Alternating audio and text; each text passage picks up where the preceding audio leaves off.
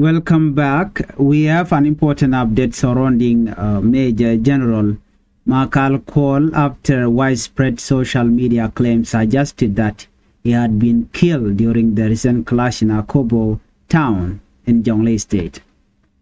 We'll talk about return to powerful remark made by Professor Julia Akerdwan, who has warned it that South Sudan is moving forward without a clear national vision and has called for urgent reform in leadership and development. Before we proceed, please, I would like you to tap the channel if you are new, the channel by subscribing, turn on the notification bell, so whenever we upload a new video, you can be notified. Let's begin this report with this story or update on General Makal Kuol. Let us begin with the latest development from Akobo and the growing concern surrounding Major General Makal Kuol. Over the past few days, social media platforms have been flooded with reports claiming that General Makal Kuol was killed during heavy fighting in Akobo town, located in Jonglei State. The clashes reportedly took place between April 12 and April 13, 2026. Involving forces from the SPLA-IO, Nuer Army Fighter, and the South Sudan People Defense Force, together with allied forces like Agwelek Militia, Murale forces, and forces from the Anywa community. Recent reporting confirmed that opposition forces retook Akobo after intense fighting, which raises serious concern across the country and internationally. However, after effort to verify the information through reliable security contact in Juba, these reports have now been confirmed to be false. According to this report, General Makal Kuol is alive. Yes, despite the rumors spreading online, credible information now indicates that he was not killed in Akobo. Instead, sources say that the general is currently outside South Sudan receiving medical treatment. According to the information received, he was referred to Amman, the capital city of Jordan, where he has reportedly been undergoing treatment for several weeks. This medical transfer was reportedly arranged through official government channel under the administrations of President Salva Kiir Mayardit, according to the report, with support from the Office of the National Security Affairs Advisor. This general is now in Amman, where he's taking medication. While this news may come as a relief,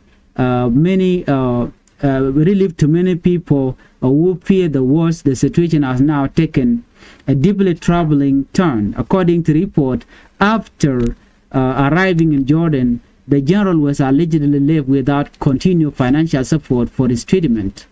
General Makal Kuol was left without any assistance. This means that although he was sent abroad for medical care, there are claims that no money has been provided to continue the process. Reports suggest that repeated attempts to contact relevant office for assistance have gone unanswered.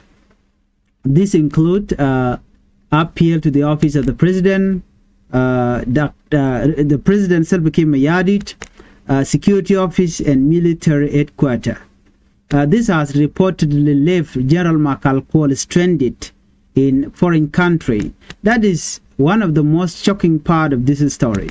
A senior military officer reportedly sent on official arrangement now allegedly find himself unable to continue treatment or even return home. This story has also raised moral questions across South Sudan. According to the report, some of the support he is now receiving is said to be coming from members of the Nuer community. This is especially sensitive because General Makal Kuol had previously been involved in military operation in the Low Nuer areas of northern Jonglei earlier this year. This has led many people to ask difficult questions. How does a government treat its soldiers after they become sick in the line of duty? What message does this send to security personnel who risk their life?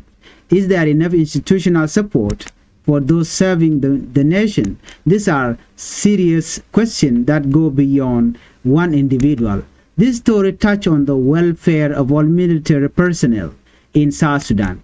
Many viewers may now be wondering whether this reflects a larger problem inside state institutions. Some analysts say these situations highlight the need for better system to support soldiers, officers, and their families during time of crisis. Loyal service, men argue that something must be matched with responsibility from the institution being served. Without that support, morale can be damaged, and when morale is damaged, the consequences can go far beyond the battlefield. This remains a developing story, and we will continue to follow update closely. Now, from military and security concern, we move to another major national discussion: leadership, development, and the future of South Sudan. Let's look at our second top story. Professor Julia Akerduany warned South Sudan in drifting. He said South Sudan is drifting. In another major development today, Professor Julia Akerduany has issued a strong warning to the leadership of South Sudan. Speaking during Amplifying Voices of Women and Girls program, the professor said the country is moving forward without a clear national philosophy. Her words have sparked widespread discussion. According to her, South Sudan needs a clear direction for nation building. She proposed what she described as a four-legged model for building the country. This model is based on 4 key pillars. One is stability, second is proper resource management, and third is a socio-economic development, and the fourth one is compassion for citizens. These 4 pillars, she said, must guide the future of the nation. This message is especially important considering the ongoing economic and political challenges facing South Sudan. Professor Julia pointed out that since independence, the country has missed several important opportunities. She compared South Sudan to countries such as Rwanda, Namibia, and Timor-Leste, which managed to rebuild after conflict. She says South Sudan could have followed a similar path. In one of her strongest statements, she said that with proper planning, South Sudan had the potential to become the Singapore of Africa. Singapore, that is a powerful statement. It reflects both hope and frustration. Hope because the country has huge potential. Frustration because of that potential remains unused.